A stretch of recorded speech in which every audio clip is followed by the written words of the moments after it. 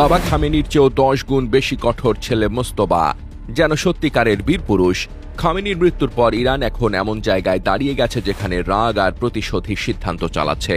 যুক্তরাষ্ট্র ইসরায়েলের যৌথ হামলায় সর্বোচ্চ নেতা মারা যাওয়ার পর তেহরানের ভেতরে আর ধৈর্য ধরে কথা বলার জায়গা নেই। এখন সবাই চাচ্ছে বড় জবাব, দ্রুত জবাব, ভয় ধরিয়ে দেওয়া জবাব।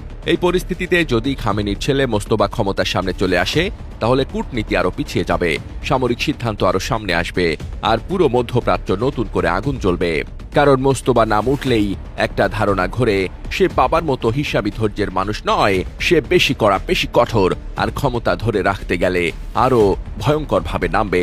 খামেনির মৃত্যুর পর ইরানের ক্ষমতার ভেতরে যে নড়াচড়া শুরু হয়েছে সেটাকে এখন সবাই উত্তরসূরি যুদ্ধ হিসেবেই দেখছে। এই সময়টাই সবচেয়ে বিপজ্জনক, কারণ দেশের ভেতরে নিরাপত্তা বাহিনী, গোয়েন্দা বলয়, কট্টরপন্থী গোষ্ঠী সবাই একসঙ্গে শক্ত অবস্থান নেয়, কেউ ছাড় দিতে চায় না। এই ভেতরের খেলায় মোস্তফা নাম বারবার আসে, কারণ দীর্ঘদিন ধরেই তাকে পর্দার আড়ালের শক্ত মানুষ হিসেবে বলা হয়। ইসলামিক রেভলিউশনারি গার্ড, গোয়েন্দা সংস্থা আর ক্ষমতার ভেতরের লোকজনদের সঙ্গে তার প্রভাব আছে বলেই আলোচনা। বিরোধীদের কাছে সে আতঙ্কের নাম, আর কট্টরপন্থীদের কাছে সে শক্ত হাতে দেশ চালানোর লোক। 2009 সালের বিক্ষোভ দমন করা দমন নীতি, এসব ঘটনার সঙ্গে তার নাম নানা সময় উঠে এসেছে বলেই তাকে ঘিরে ভয় আরো বড়। আলী খামেনি অনেক সময় ধাপে ধাপে চাপ বাড়ানোর নীতিতে চলতেন, অনেকটা হিসেব করে, সময় নিয়ে, কৌশল করে। কিন্তু এখন ইরানের পরিবেশ বদলে গেছে।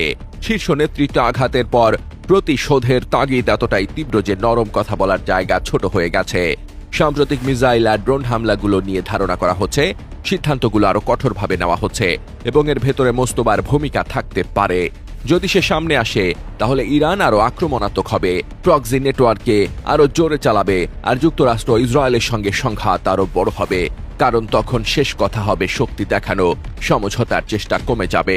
এই বদলের প্রভাব শুধু ইরানেই থাকবে না, লেবানন, সিরিয়া, ইয়েমেন, ইরাক, এসব জায়গায় ইরানের যে নেটওয়ার্ক আছে সেগুলো আরো সক্রিয় হয়ে উঠতে পারে। উপসাগরীয় দেশগুলোর উপর চাপ বাড়বে, কারণ যেখানেই উত্তেজনা বাড়ে সেখানেই বন্দর, বিমানবন্দর, তেল অবকাঠামো সব ঝুঁকির মধ্যে পড়ে। একই সঙ্গে পারমাণবিক কর্মসূচি আর বিশাল মিসাইল ভান্ডার নিয়ে পশ্চিমা উদ্বেগ আরো বেড়ে যাবে। নতুন নেতৃত্ব যদি কঠোর হয়, তাহলে নিষেধাজ্ঞা, পাল্টা চাপ, সামরিক প্রস্তুতি সবই বাড়তে পারে, আর এতে আগুন আরো ছড়িয়ে পড়ার সুযোগ তৈরি হয়। ডেস্ক রিপোর্ট, বার্তা বাজার।